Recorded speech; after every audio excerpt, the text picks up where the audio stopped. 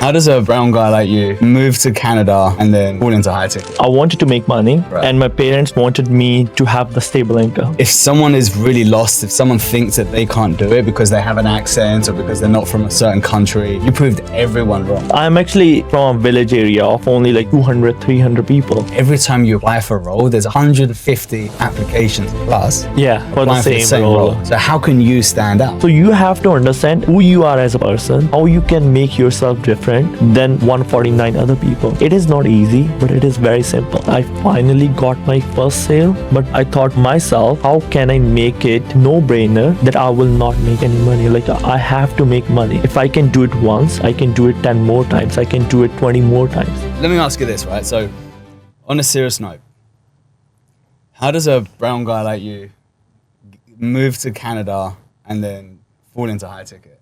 Because there's so many people that are out there listening to this, look at you and are super inspired. And your story is great. I just want you to share it to everyone, because if someone is really lost, if someone thinks that they can't do it because they have an accent or because they're not from a certain country, you proved them wrong. You proved everyone wrong. So if you just want to speak a bit about your background on like how you got to sit here in Bali doing this podcast. Yeah. Like, what was that journey? It was a longest journey. For me, when I was growing up, and I had like few options. My first number one priority was to be cardiologist, to be a doctor. Because that's what your parents wanted you to do, or that what you wanted to do? I wanted to make money, Right. and my parents wanted me to have the stable income. So they never gave me anything. They never told me, hey, Harry, you have to be a doctor. I had this free will that I can be anything, but I still chose to be a doctor. I'm like, okay, I want to be a doctor. Money is there. I can help people. Then one day, I read Rich Dad Poor Dad. Okay, how old were you? 18. You were 18. Okay. 18. How did you hear about the book? I was just learning about business, Okay. how to make money, side income. And I'm actually from a village area of only like 200, 300 people. And reading a book over there is very big thing. Reading book outside of your school. So if I can even show any of my classmates at that point of time, hey, I'm reading a book, they're gonna judge me crazy hard. The geek. Yeah. The weirdo. Exactly. Outcast, outlier, and all of that. And still, I made this decision. Let's invest in the book. So I told my father, hey, I need to read this book. He did not ask me. He might be thinking like, okay, I need this book for studies of my school. But that was for my business, or that was another side knowledge. And from there, I got the whole perspective shift. I was like, why I'm going to waste 10 years to be a doctor and to make the money which I can make by starting a business in like 3-4 years? How simple is it? Then the perspective changed. I pivot the whole journey. Now I made this the aim. Okay, if I'm going to become a doctor in India, it's going to take me like 6 to 8 years. How about I go to Canada? I go outside of my comfort zone, leave my family, so they will not ask me, what are you doing wrong? What are you doing right? And my sister was already there. She was living in Canada like 5 years before me as well. So my parents were still happy. They are like, okay, you are going there to do your studies. But in back of my head, I had the whole different plans.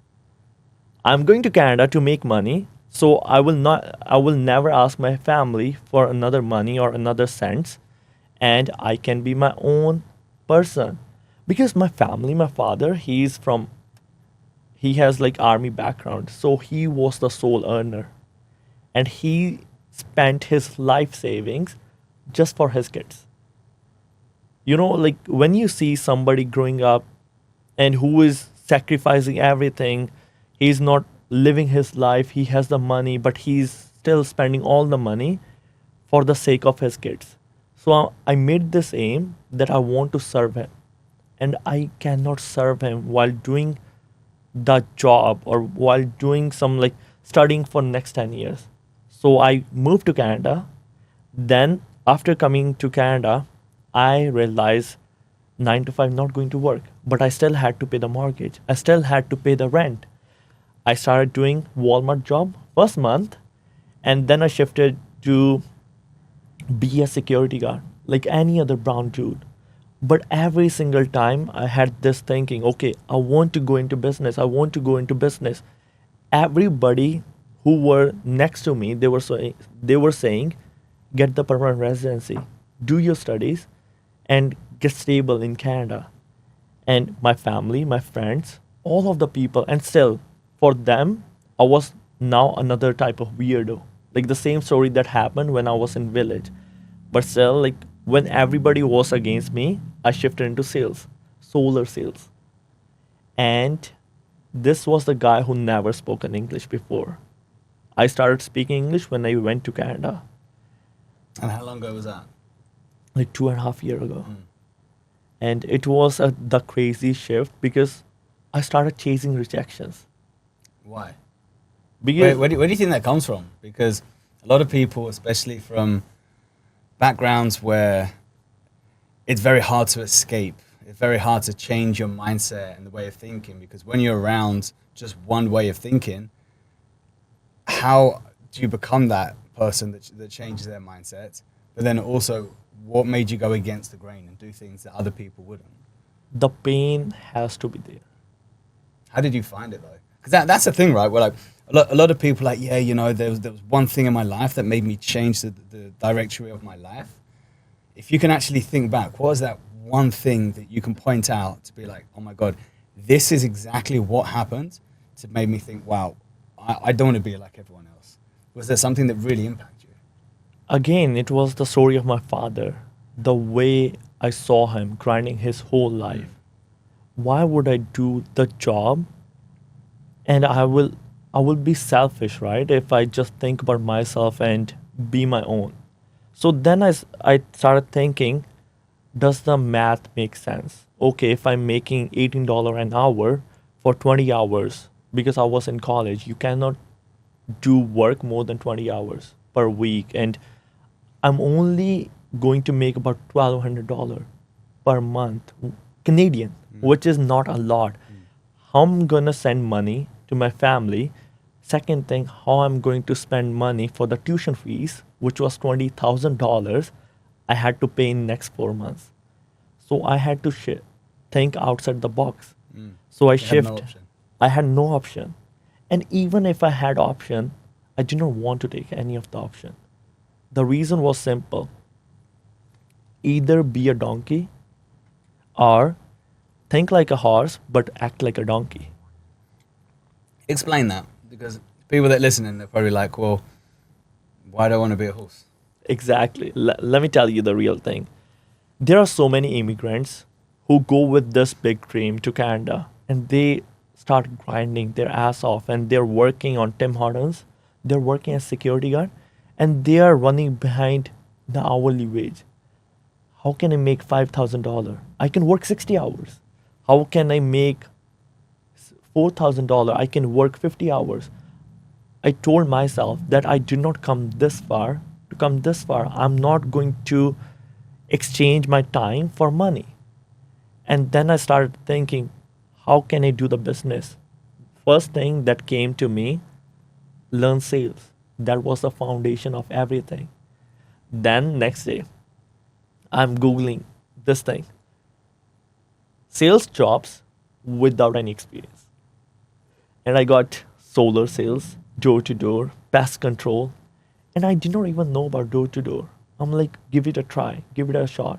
Who gives a shit? If you fail, just do it. So that is how I applied for 5-10 opportunities on Indeed. I got the interview next week and they hired me. They still ask me on the interview the same question I vividly remember. Do you have any experience? I'm like, fuck yeah, I do have experience. I worked in India. You have to make your own way. And that time, I know that I lied to somebody, but he trusted me. Now, how I can make sure that I will not break my family's trust, the person who hired me on the spot, and even my trust. But still, I was scared. First month I was scared because commission only job. I did not had any idea that what I'm going to do. I was doing 4 days security guard job, 3 days knocking doors. Oh, I have to face rejection. I'm tired. I'm this. I'm that. Then one day I'm like, okay, this is not working out. After 25 days, I finally got my first sale, but I thought myself, how can I make it no brainer that I will not make any money? Like, I have to make money. If I can do it once, I can do it 10 more times. I can do it 20 more times. So I left security guard job and I had this fight or flight mode. Either I will sell solar or I will get homeless.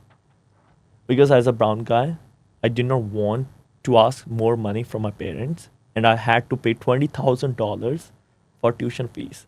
So I left any other job and I started working 7 days a week. And a brown guy is coming on your door and he's like, are you interested in solar? And I wasn't even fluent enough. That guy has to, or girl, the house owner, they have to put all the consciousness to understand one word or one line that I was saying.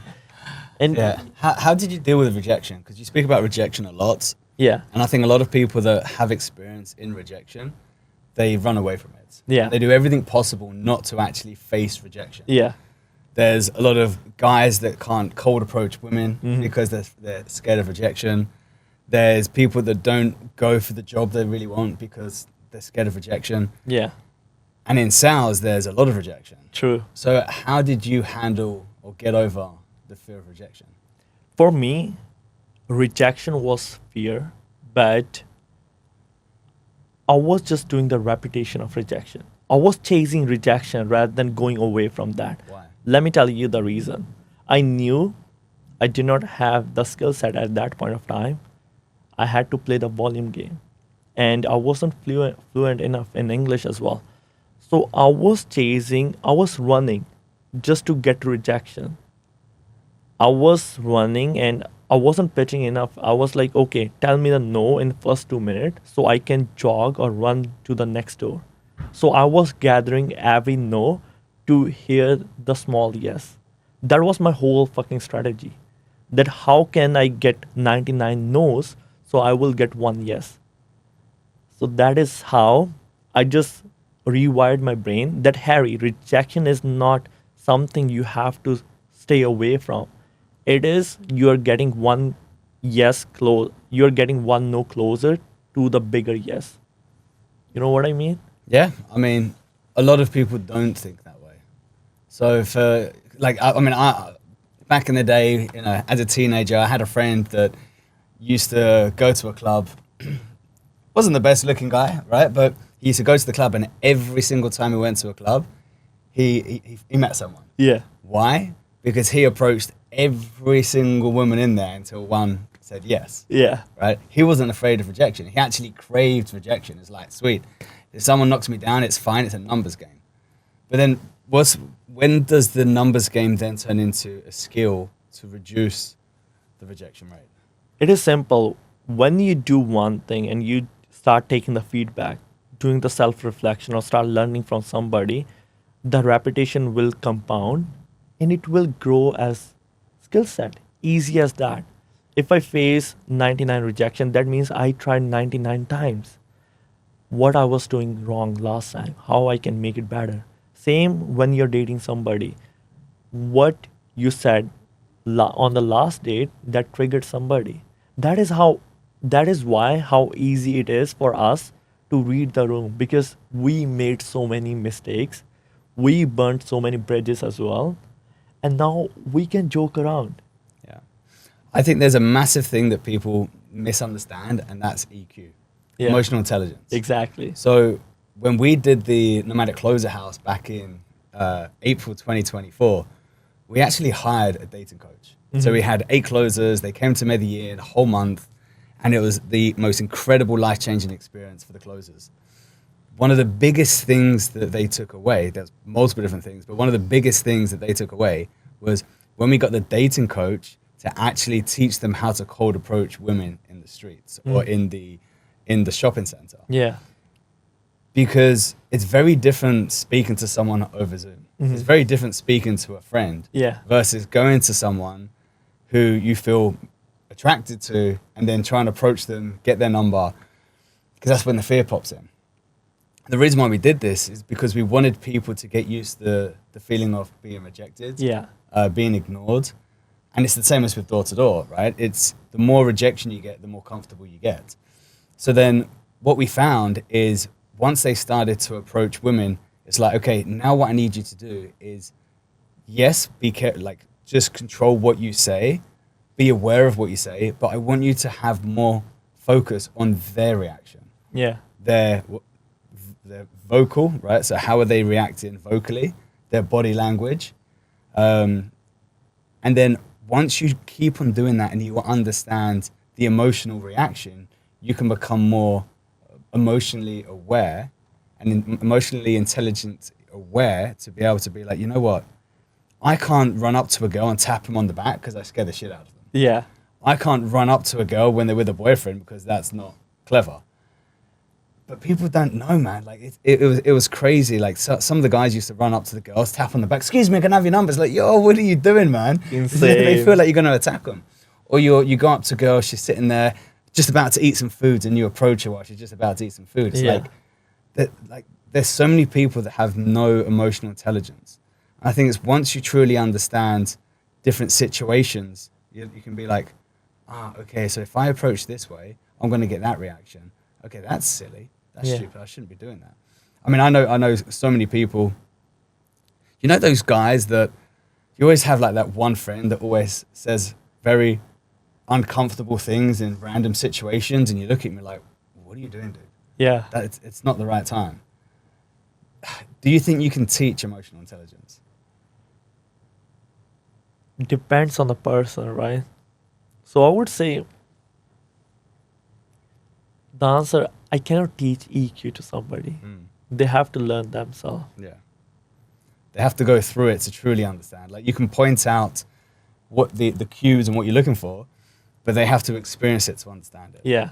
But then for those who never get rejection, never cold approach, it's harder for them to actually learn about EQ. Yeah. So going back to your story, you then figured out that door-to-door was not for you and you got into the higher ticket space.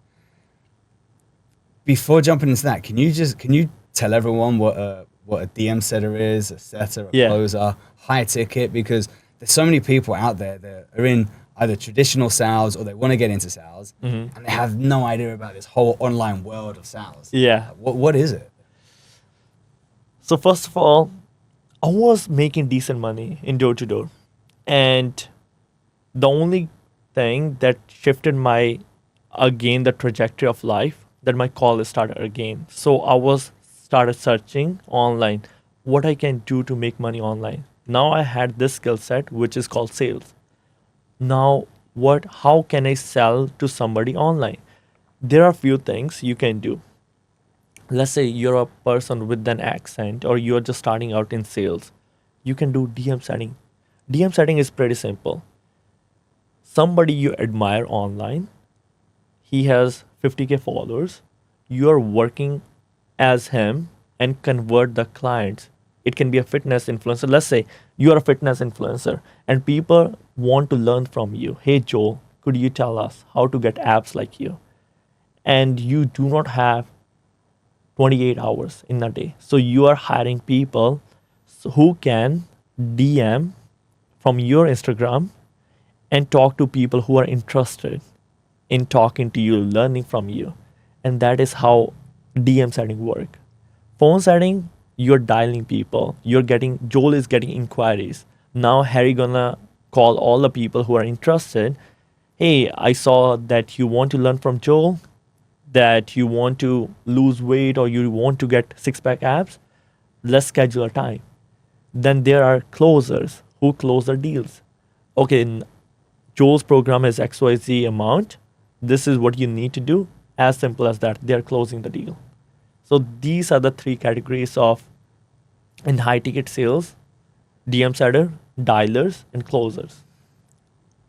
And for anyone that's listening to this, how easy is it to become a DM setter? It is very easy. It is simple because nowadays Gen Z, they do chatting with all the friends. If they just divert their attention and they learn few things, because there are so many free communities, there are so many resources, you just have to be resourceful, and you just search the word DM setting on YouTube, on even AI, you will understand what DM setting is. And then the main difficult task is to find Joel to work with. You know what I mean? Like finding an influencer or finding a coach who you want to work with.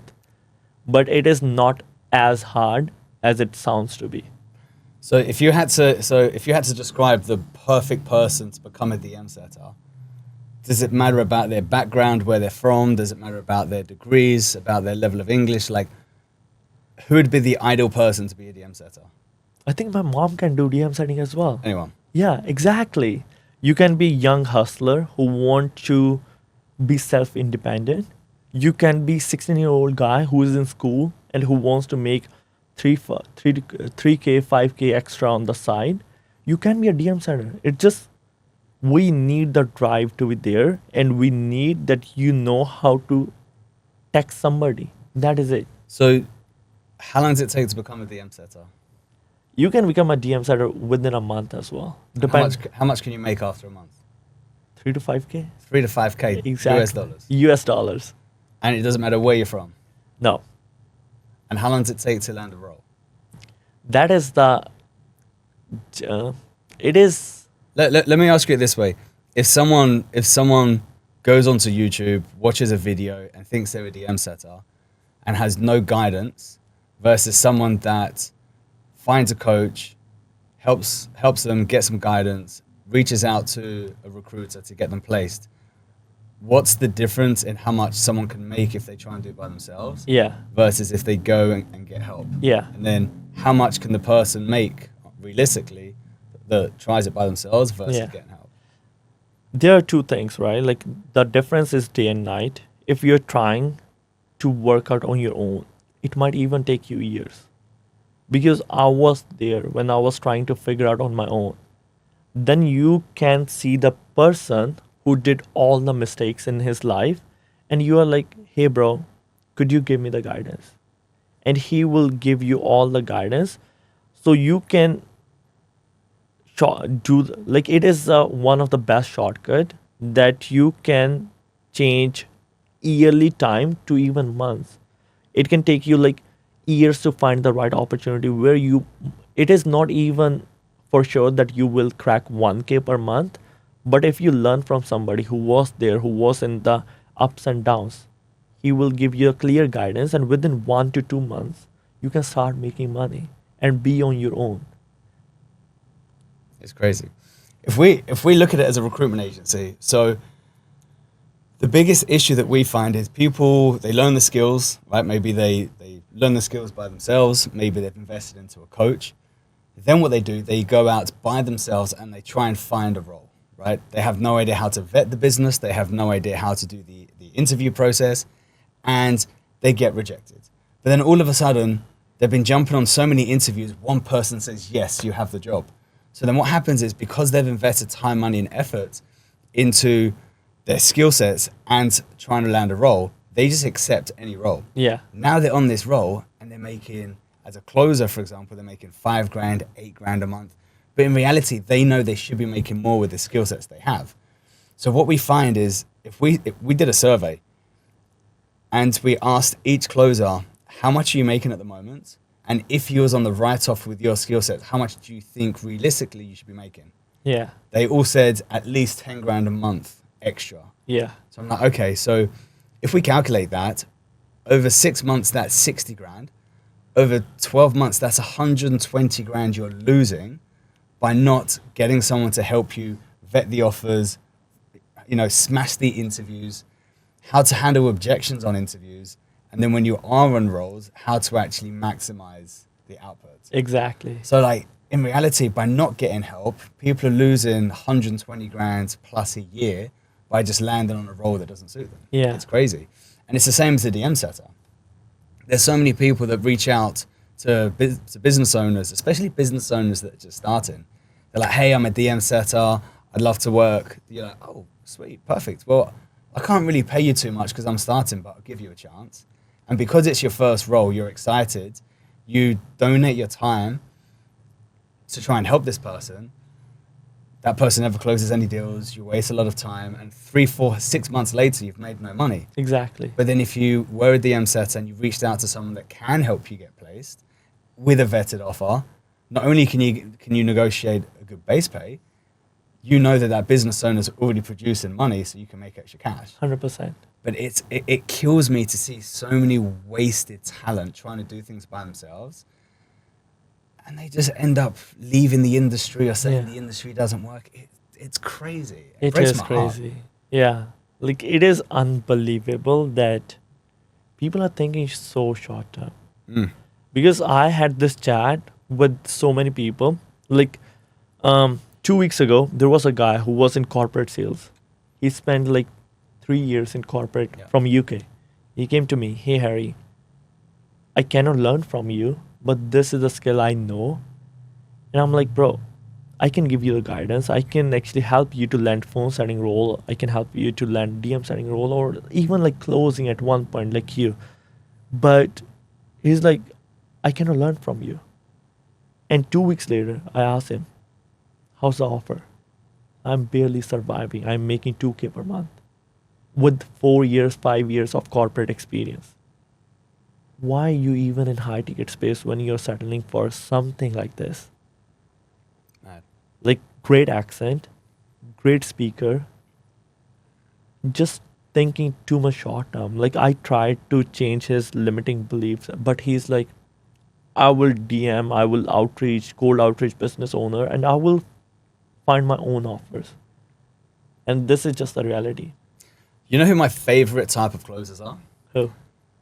People that come from in-person sales. Right? Yeah. Like you, door to door. It could even be corporate events. Because what happens is they aren't just princess closers. They don't just sit there and wait for leads to come to them, right? They do their follow-ups. They do their own setting. If the ad account gets shut down for whatever reason, they're like, okay, perfect. I'm going to go out and I'm going to try and find my own leads. I'm going to call out for referrals. Whatever I need to do, I need to generate leads. Because if you look at a lot of corporate sales, the majority of the leads you need to go and find. Yeah. You need to go and headhunt. It doesn't matter if you're like door to door or selling windows. Yeah. Windows, you still need to do canvassing. You still need to go out and bring your own leads. Yeah, sometimes, occasionally, there's a lead that comes through the website and you have that. But those are the type of people that jump into the high ticket space and absolutely smash it. Anyone from like, and I'll mention a couple of things, door to door. You have people that sell solar. Yeah. Again, door to door. But then you also have like car salesmen. You have people selling insurance. They do really well as well. Especially people come from insurance. Yeah. Because insurance, you got to produce your own leads. You got to set your own calls. You gotta close your own calls. But then all of a sudden now, the high ticket space has been so spoiled with these average sales coaches saying, hey, listen, I'm going to teach you exactly how to close inbound leads. Now you have a basic understanding of like how to close leads. But then what happens if though you're only getting 2 leads a day? Yeah. Like, are you just going to sit there and be like, oh, the office shit? And I remember, so between 2017 to 2021, I made $23 million as a salesman. Yeah. That was revenue, that wasn't commission, but it was pretty good commission. How did I make all that? Was it me just waiting for leads to come? Absolutely not. I found a really good fulfillment partner and I found a really good product that people liked. Yes, they were sending me 2 leads a day, which it was great, but I'm thinking, hang on a minute. Let me try and change my mindset from an employee mindset to a business owner's mindset. Exactly. Employee mindset, I'm like, okay, I'm going to fold my arms and I'm going to just wait for these inbound leads to come to me and I'm going to close. Or I can change as a business owner and be like, oh my God, I've got an incredible business partner that has a great product, that has great fulfillment, and all I need to do is just bring in the leads and close. Yeah. Wow, incredible. So then I started going out. I started figuring out how I can generate my own leads, how I can close my own, how I can set my own leads, how I can close my own leads. And it got to a point where it became so incredibly successful. I hired my own team to do DM setting. I hired a team to do marketing for my own lead generation. And then I went to the business owner and I said, hey, Mr. Business Owner, I know I'm getting 10% on all the leads that you're giving me. If I create my own leads, how much commission will you give me? I don't know, 20% if you do self-gen, done. So all of a sudden, I've doubled my commissions, and I'm just closing all these deals left, right, and center. And people around me, they're like, how are you producing so much when we're only getting 2 leads, 3 leads, maybe 4 leads a day? Come on, brother, wake up. Insane. Start thinking as a business owner. Think outside the box. Don't get lazy. Don't get complacent. So, I just want to stress that with a lot of DM setters, closers. Like, there's so much opportunity to make if you don't become lazy. Exactly. I think that is the biggest bottleneck. People pay money and they think that they will be the next rock star of the industry. But the mindset is still the same. Let me tell you one thing that happened with me pretty recently. There's one guy came to me 1.5 years in sales, and I tried to give him some opportunities. Like within 48 hours, he got like 2 opportunities at DM setters. And he was the guy who never actually made more than 2K in the comms, and both of the opportunities are 4K plus. But in these opportunities, he realized that he has to put in the work. So what he started saying, hey Harry, I cannot do 6 hours, 8 hours. I cannot work this. I cannot work weekend. I need base. The guy I'm working with, I'm working 1 hour per day for 5 days per week, and he's paying me $1,500 base. Technically, he's paying me $75 an hour. I'm like, what the fuck? Like, what are you trying to be in high ticket space? And he told me, do you have any offer with $75 an hour base? I'm like, that is not going to happen. It is all about mindset at one point. Like, even you can give somebody the access, you can give them the skill set, but they will still fuck everything up. You know what's interesting? I always thought that everyone was mad if they didn't own their own business. Yeah. I'm like, how do you not want to be your own boss? And for years and years and years, I used to look at people, not judge, but I used to look at people thinking, you're an employee. How can you be happy as an employee? Yeah. And I spoke to my brother-in-law, very, very successful guy, successful business as an employee for a very big company. Yeah. And I had this conversation with him. I was like, listen, I see you're a very successful guy. You have a stable job.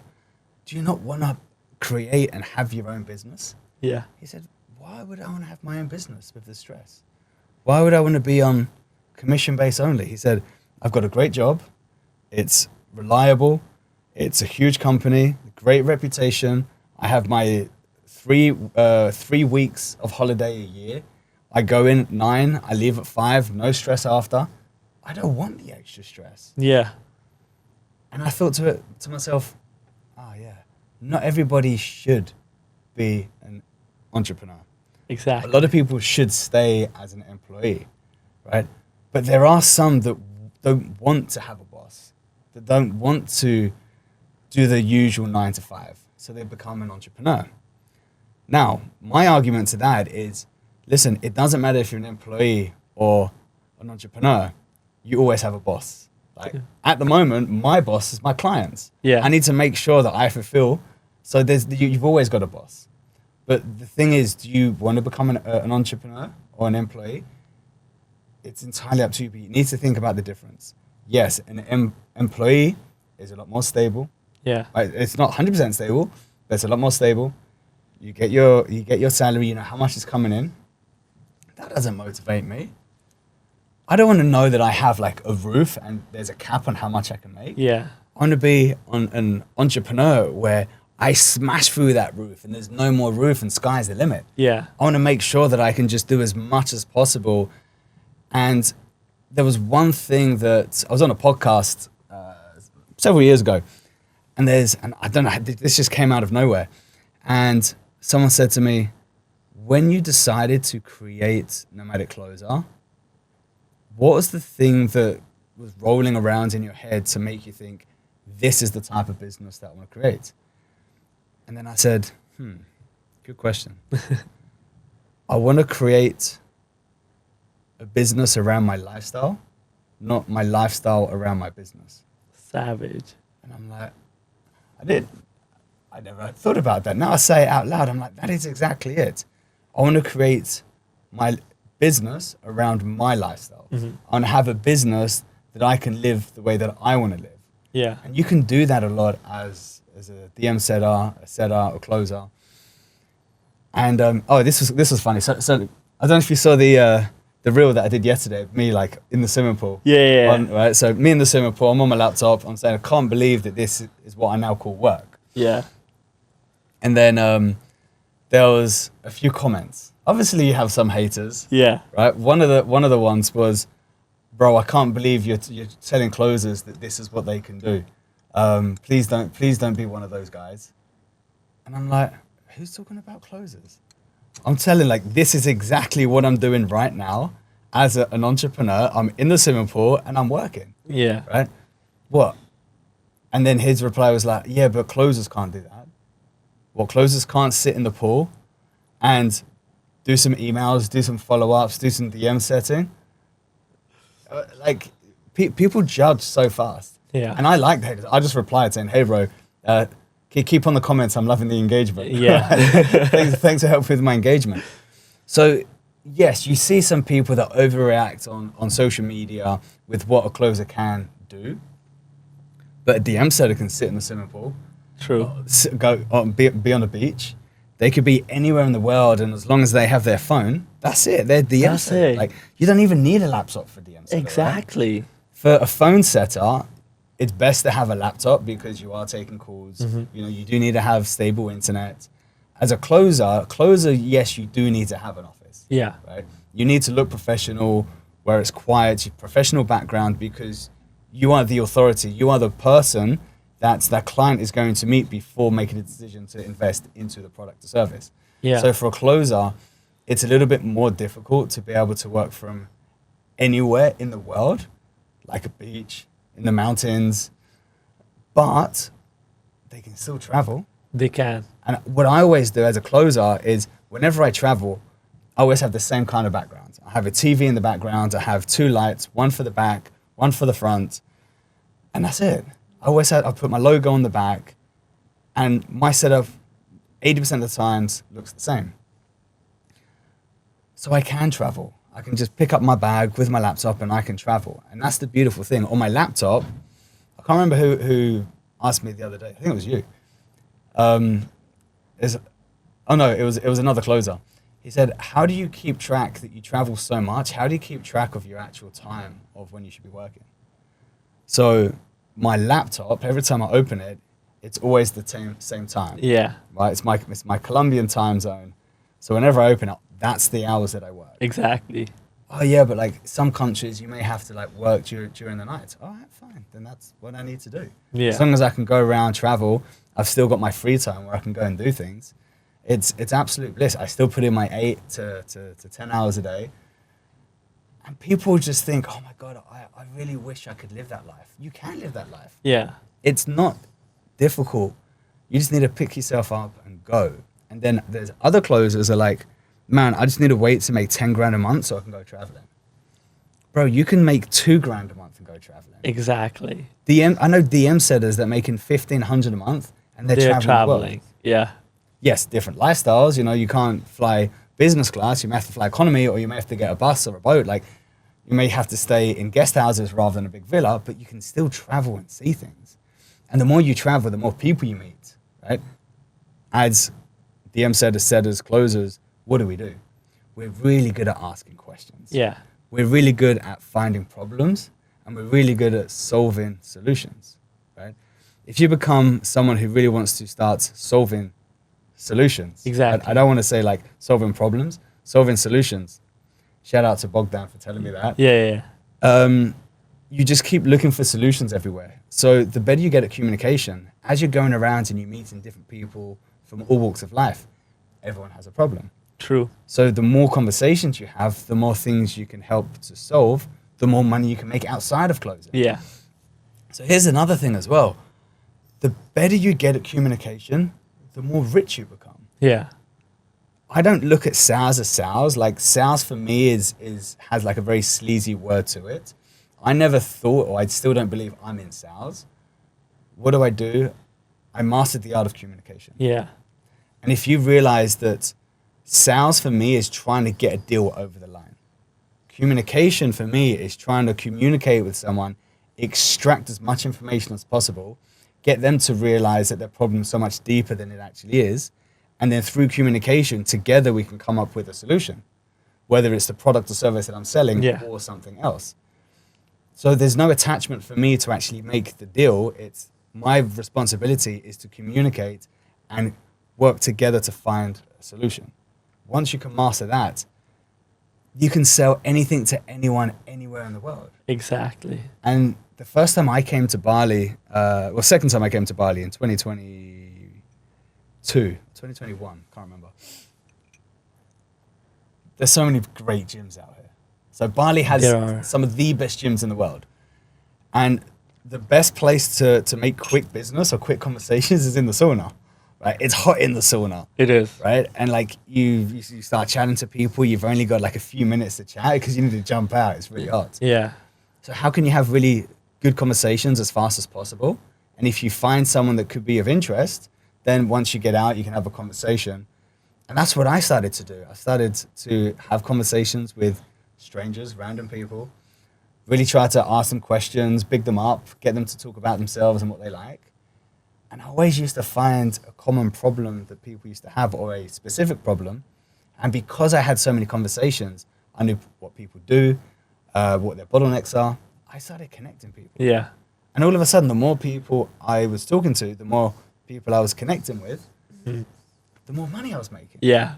And that's what you do as well, bro. Like you had such an incredible journey where you started off in India, you went to Canada, you started door to door, you got into high ticket, you learned the art of communication, and now you're a master connector, making more money than you could ever possibly imagine. And you're just getting started. Exactly. It's crazy. Like anyone can do it. Exactly. It doesn't matter which background you are from. You just need to learn how to be curious, how to talk. Background? Not this one, but where you're from. Okay, not like this wood. Yeah. Right. Like some people I talk to, they say, we do have Indian accent, we do have African accent. People cannot understand us. So what? Exactly. Same thing. Yeah. So I'm like, why can't you work on this? Just like try to learn some few things and even some lingo of human being.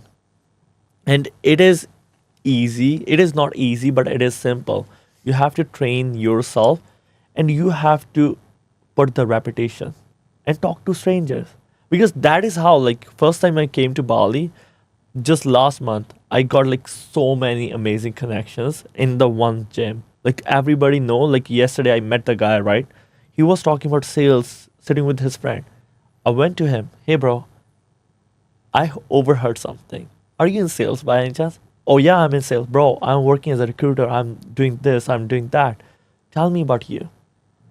What you do, what kind of company you have. And now he's helping me out to send me more setters and DM setters. And same, like, there was a fitness guy I met in the gym. I saw his ink, the tattoos. I complimented him. Hey bro, you do have amazing tattoos. He's like, thank you bro. So what do you do? How long you are in Bali for? Simple conversation, and then going into, okay, do you need some help? This is what I do. Or like, how can I help you? How I can be in your service? Just as a friend, as a human being. My favorite things to do is when we're connecting with people and they share what they do, I always love asking this question. Hey bro, how can I send you business? Yeah. Right? Like, it's the best opener. The best opener. When I have people reaching out to me, whether it's setters, business owners, if they're reaching out to me and they're like, let's just say DM setters, closers, CSM sales managers, they reach out to me, they're like, yo bro, I'm a DM setter, can you help me get a role? Yeah. Who the fuck are you? Insane. Or if it's a closer, hey bro, I'm going to be your next top closer guaranteed. what are the terms of the guarantee? Insane. But then if they turn around and they pay a compliment, hey Joel, I've watched one of your podcasts you did with Harry, and when you said this, it really resonated. Like, thanks for sharing. By the way, I made you a personalized video. That personalized video is an intro video. I'm gonna watch it because they complimented, and now I'm intrigued. Yeah. Right? Or the other way that I like is when someone says, hey bro, like, love what you do. How can I send you business? Mm-hmm. Who's not gonna reply to that? Everybody will. Even a closer, cold approaching a business owner to land a role, or a DM setter, or whatever it is, it's just like, if I can give you a piece of advice, is like, reach out and offer your services. Now, there's a big difference between doing that, getting the interview, landing the role, and I think that's where people need to be educated. And I think we can both agree Yeah. with what we do is people a lot of the times invest into the skills and they can't land a role. True. For example, last night I jumped in, I jump into other sales coaches' communities, Mm-hmm. and I teach people how to prepare for interviews, how to vet roles, how to objection handle on Yeah. roles so they can land a role. And it's interesting, there was one lady on there, she invested into Shelby Sapp, and Yeah. then she's in this other new offer, incredible closer, but she can't land a role. So we checked the intro video is okay. I said, what are you doing to apply? No strategy, has no way of standing out. And I said, guys, you got to understand that every time you apply for a role, there's 150 applications plus Yeah. For the applying same, role. So how can you stand out? And that's what people waste time, money, and effort to do. Yeah. And I think that's where a lot of people come to you specifically, and that's where I know you can help a lot of people. Exactly. But for those who are struggling, why do they need help? Like, what are some of the biggest issues that you see people go through and then leave the industry because they can't find a role? One of the biggest thing, as you said, they do not know how to stand out or how to be themselves. How many closes you have in your pipeline? Just over 30,000 now. 30,000. And when you post one application, OT is like 15K plus. How many apply 150 plus per day or per application? per application. Per application. And you are the one. There are 149 people who might have better skill set, Mhm. more experience, better accent, and there are so many things more.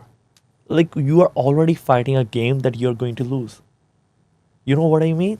So you have to understand who you are as a person, how you can make yourself different than 149 other people. It is not easy, but it is very simple. There are few tweaks, there are few things you can do to easily make yourself look better. Have a clean background, as we talked before. That is one thing. Like, clean in the sense of not like you are not traveling or you're not walking. Don't have your underwear.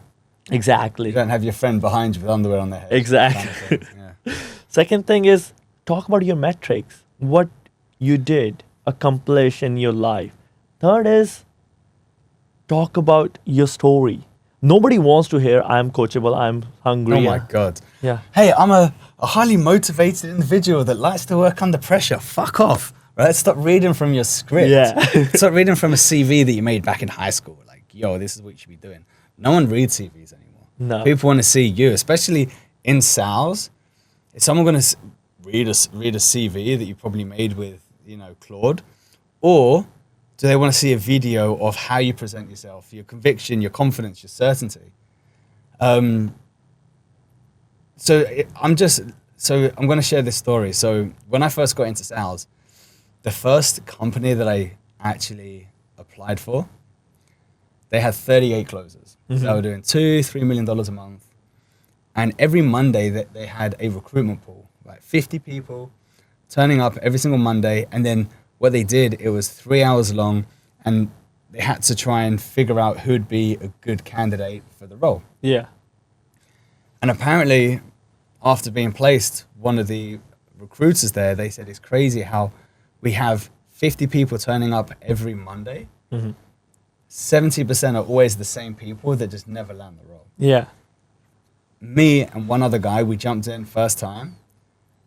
We asked a couple of questions. We stood out straight away. They're like, guys, you're hired. I'm just going to put you right to the front. I don't even need to interview you. Yeah. Let's go. Why? Because we showed conviction, confidence, and certainty. Now, one of the guys, besides me, so it's me and another guy, the other guy that got hired, bro, he's never had a script in his life.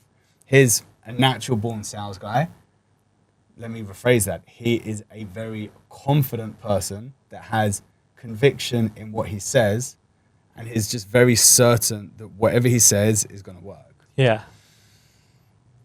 And out of the 38 people, there was always the top four. It was like me and him always like floating between between fourth and first place. But he had no script. Yeah. And no one could understand why he was doing so well. One, he outworked everyone, so he was doing more hours than everyone. But two, he was so certain in himself. Like, it was just absolutely insane. So I think people that have a lot of certainty, conviction, and confidence in themselves, they're the ones that concede much faster.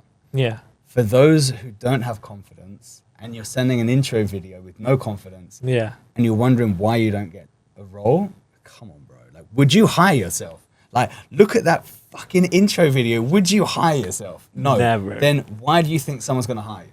That's what you need to do. You need to do it in an intro video. You got to look at it and be like, I would hire me. Yeah. That's the confidence you need. But then going back into DM setters and setters, it's slightly different with the intro video compared to a closer. A closer, they want to see your frame. They want to make sure that you have good mic, good camera, good background, present well, look good, right? But as we live in a trust recession at the moment, DM setters don't need a camera. Phone setters don't need a camera, but they should be able to do an intro video to present themselves the right way. But why is that important? I think every sales rep, if you're hiring somebody, you need to have a good introduction video. Doesn't matter which position you're applying for. It can be a DM setting, closing. But people need to see who you are in person, in reality. Can they trust you? Do they want to hop on a call with you every week and train you? And do they want you to represent their brand, the baby they're building as a business owner?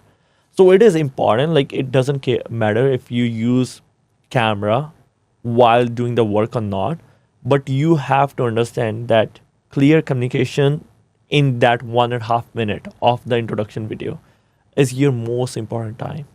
It's even way more important than the interview, because that is how you're going to land the interview. Same if you're on Tinder, you have to have... What's that?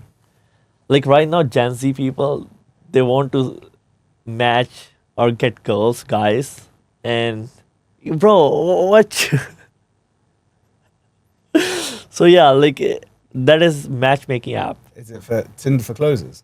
Yeah. Right, okay. So you match with other business owners. Right. Yeah. So we are matchmakers. You know, like as we are in the recruitment, we have to see who is looking good and who... Is that the name of your business? Tinder? Tinder. Matchmakers. But it's true, it's matchmaking. It's true. Matchmaking. It is very true. Like, same. By looking at your intro video, you can understand who is going to right swipe or left swipe this person. Absolutely. Easy as that. Yeah. Like, that is the fastest way possible out of 150 applicant who you want to send. 5 people, 10 people at max. I totally agree. DM setters that never had any experience and now wanting to land their first role, how can they apply if they can't talk about numbers?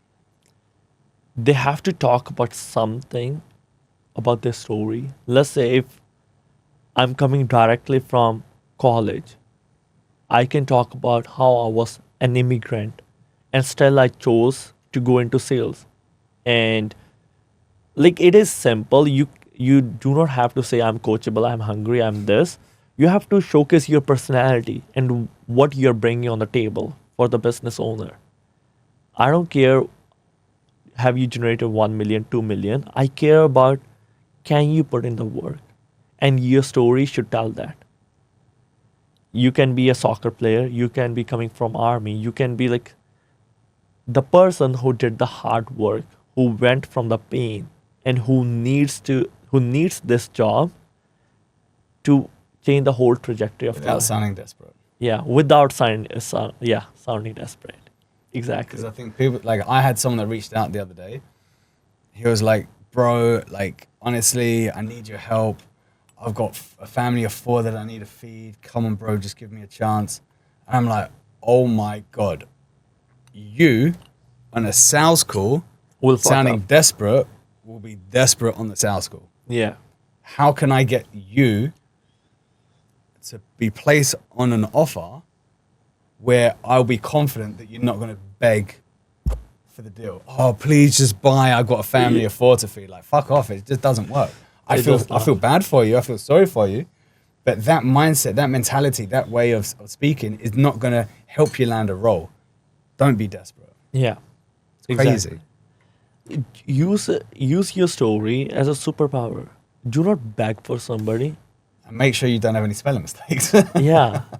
Like, you have to just understand, if you do have 4 kids behind you, you do have this background, like family background, use it as your superpower. Yeah. Just say, like, I've got a beautiful family of 4 that I support. I do everything possible to provide for them. They are my drive. They are my motivation, and I love what I do. whole game change. Compared to, oh my God, I've got a family of 4 that I need to feed. Please help me out. Give me a chance. Like, there's such a big difference. It is. Crazy. Crazy.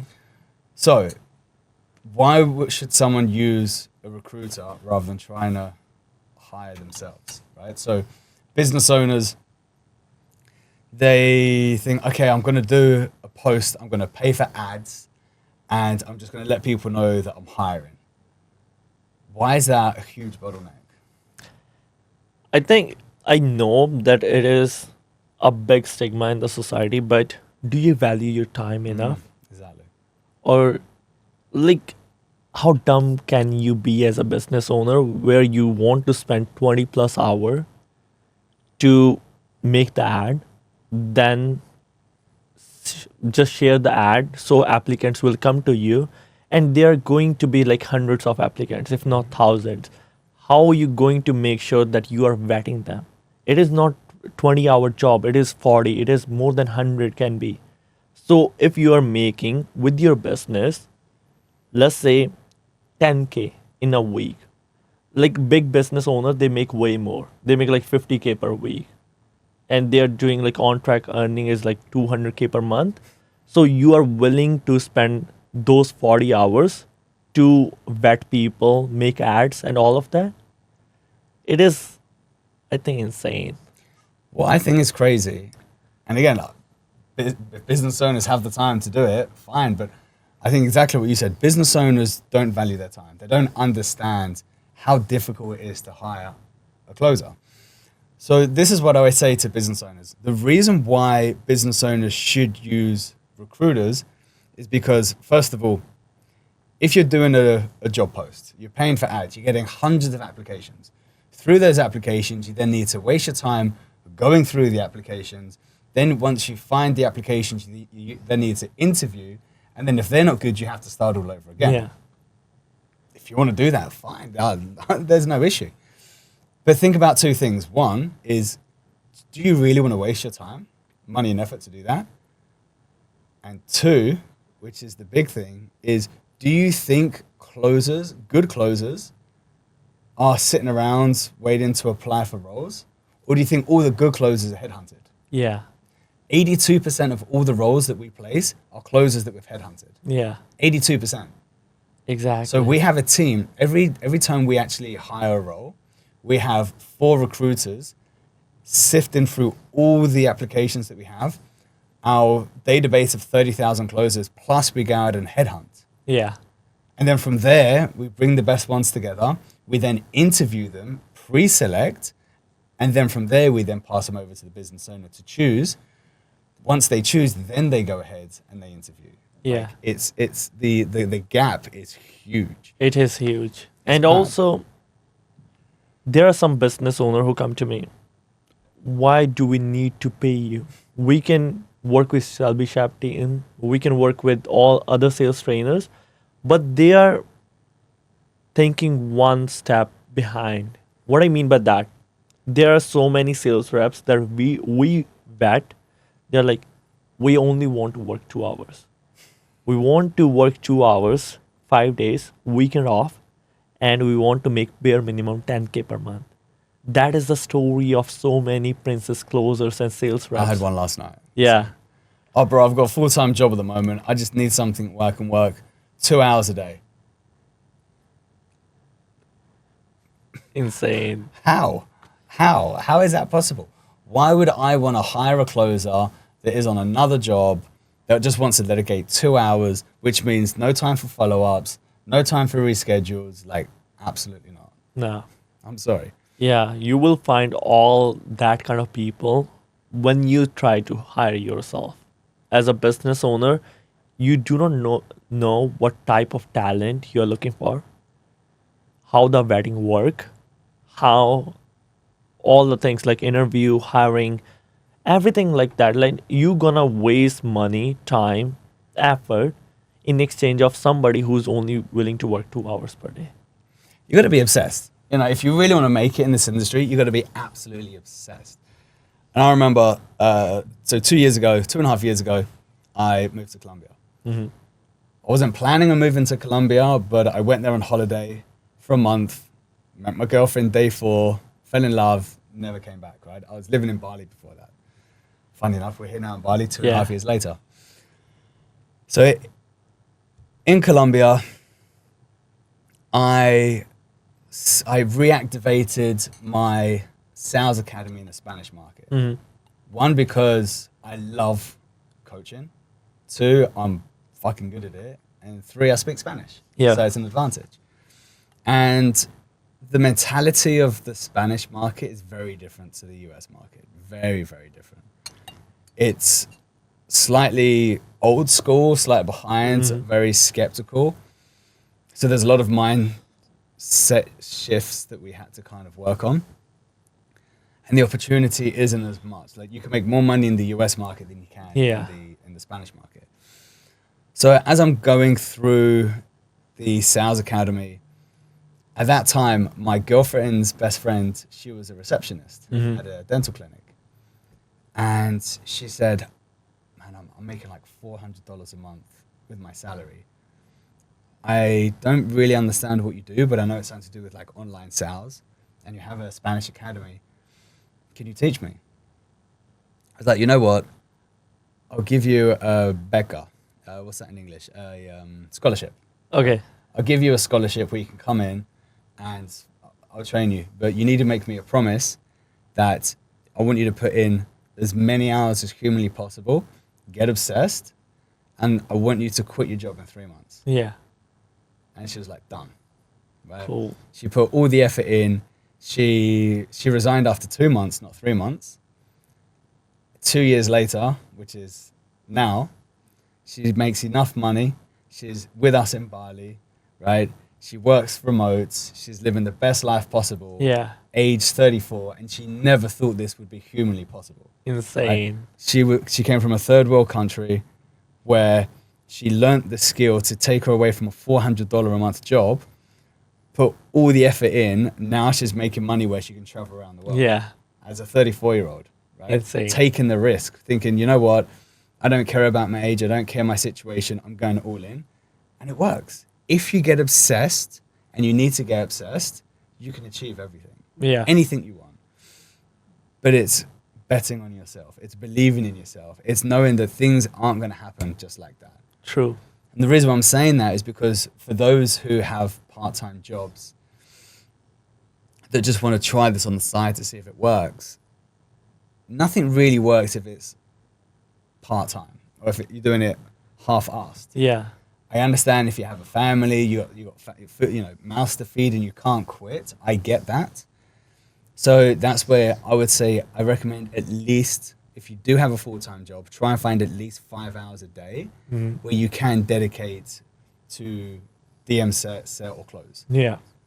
Because there are some companies that can only give you, 4 leads, 5 leads a day. Yeah. Perfect. Exactly. That is so true. But people are not trying to understand this. They are like, we only can do 2 hours, and I feel like It's like, how many hours do you sleep? I sleep 9 hours. Sleep 6 hours, motherfucker. exactly. Get 3 extra hours in. Yeah, insane, bro, insane. So, what is your viewpoint about in next 5 years with all the AI, with all the things that are changing the needle right now? What is going to happen with sales industry? I think it all depends on like FTC rules, regulations. Like if you look at Instagram right now, Instagram are closing down hundreds and thousands of Instagram pages because these great influencers, these great sales coaches, mentors, life coaches, all these coaches have implemented too much AI. It's being flagged by Facebook and Instagram and Meta, and they're shutting down accounts. Yeah. So I spoke to a sales coach. I went for lunch with him a couple of days ago. He's on his 4th account because Instagram keeps shutting down his accounts. Yeah. Which is crazy. So a lot of businesses are very scared that AI DM setters will be a massive hazard. Yeah. So there's always going to be a need for human DM setters. True. To a point. Phone setters, I think as AI gets more intelligent, there'll be 2 roads. One road is you need to let people know that they're speaking to an AI setter. Yeah. So it's like, hey, why don't you book a call with our AI agent to see if you qualify? Mm-hmm. If they do that, it's fine. But there are a lot of people that are like, hey, listen, I want my business to be able to be real people, and I want people to realize that they're speaking to real people. Yeah. Because there's going to be such a divide. Mm-hmm. It's fully AI, or hey, we are the humans over here, work with us. Yeah. And then from there, I think closers, always going to need closers. Exactly. You can't replace closers. True. And I really feel like the way things are going, and we're seeing it now, the biggest reason why coaches will be successful is because they're going to be doing more in-person events. Yeah. People are going to lose so much human interaction with all this AI that they crave human interaction. Yeah. And the ones that have never had human interaction, they're just going to be divided, right? They're just going to be in their virtual reality, in their goggles, fake world, fake life, fat as fuck. Yeah. They're going to live, not as long as most people because they're just sitting there with their VR goggles. There's others where they just crave, hey, let me go to events, let me go to masterminds, let's meet up, let's have like life-changing experiences. And again, as AI gets more intelligent, people won't need to work as hard. Yeah. And they'll have more time to look after their health, Mm-hmm. their wealth, the relationships, where you have a lot of AI running the business for them. So they can do more things face to face. So I think it's going to be incredible for a lot of people. Massive. And it's going to be terrible for some. True. This is something I was thinking about for you, dude. I don't know if I mentioned this. Did I talk to you about streaming? Yeah.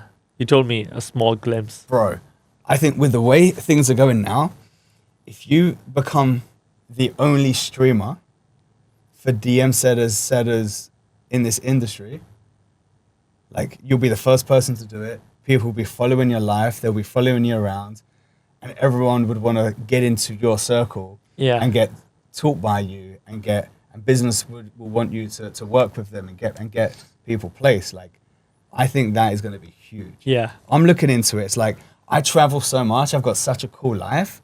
How can I bring people on the journey with me? Yeah. So you have the Instagram stories and things, which is really cool. I think streaming is going to be the next On Twitch or where?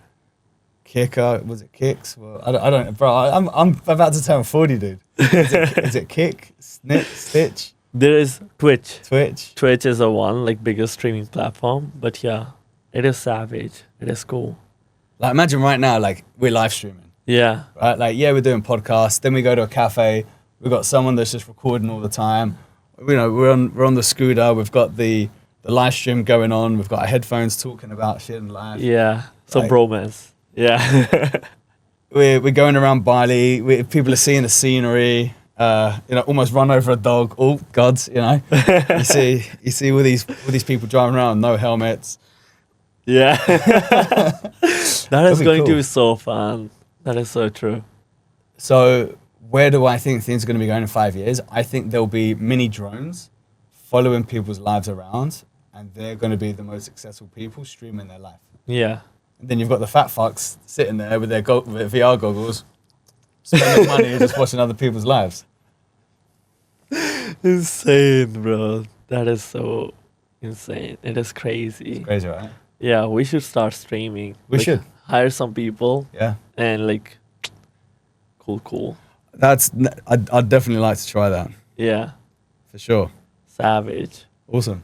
Any last quotes, any last thing you want to share to sales reps who are new, might be old in the space, who are trying to be another sales coach, sales manager? The best thing that I've ever done in my life is find a mentor that is living the life that I want to live and has done the things that I want to do. Simple as that. Why try and do it yourself? That may or may not work. It may cost you way too much. It may cost you your life. Yeah, Why not try and find someone that has done it? Don't fall for the first mentor that you find. Make sure that you relate to that person. yeah, Because I see so many people investing into a coach because they like the lifestyle, but it doesn't resonate with them. exactly. Or the way that they speak doesn't resonate, or the way that they sell doesn't resonate. So there are tons of people out there that can help you, whether it's getting, recruiters, getting life coaches, getting sales coaches, whatever it is, that is what I suggest everyone to do. 100%. Do research. Rather than going behind Lambos and all the big cars, look to a person who's living the life that you actually want to live, Exactly. not the- the materialistic stuff. All these young kids that rent a Lambo for the day, it's like, yo, this is my Lambo.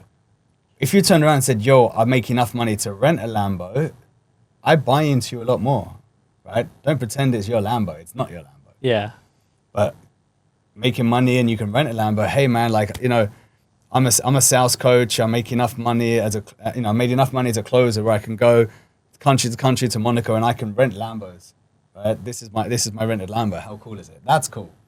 yeah, But don't fall into people's bullshit of this fake life that everything's perfect. It's not. insane.